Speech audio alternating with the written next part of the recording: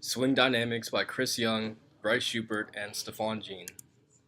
The swing ride is a variant of a carousel ride, a fairground ride in which the chairs are suspended from the rotating top of the carousel.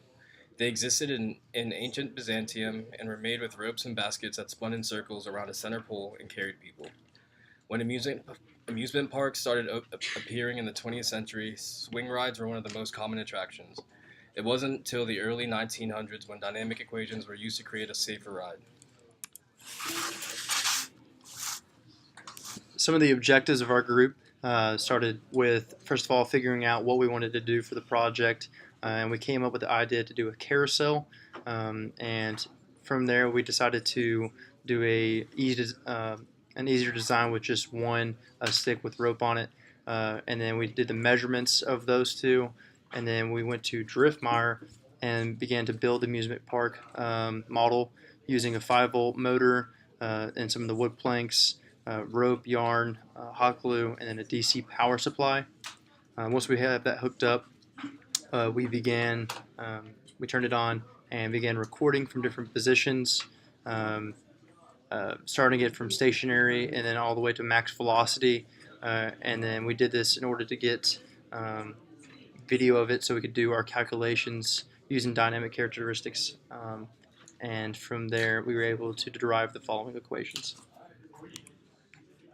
Here is a picture, just a still picture of the working model, and here is a video.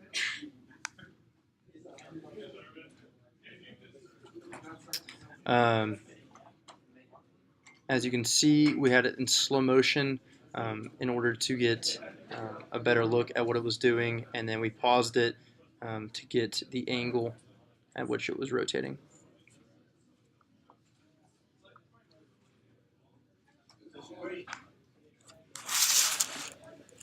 We started by constructing a free body diagram to analyze our system. There are three forces acting on the body, which include the tension, the centrifugal force, and the weight of the rider. Our known values are theta, which is 31.51 degrees, R, which measures the distance from the center point to the end of the beam, and big R, which measures the distance from the center point to our rider once max velocity has been reached.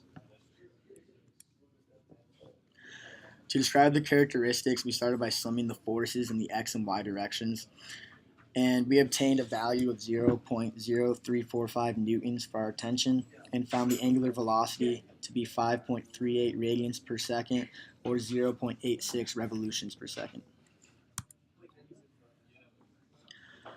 Once we had these values, we continued by calculating the velocity, which equals 1.12 meters per second.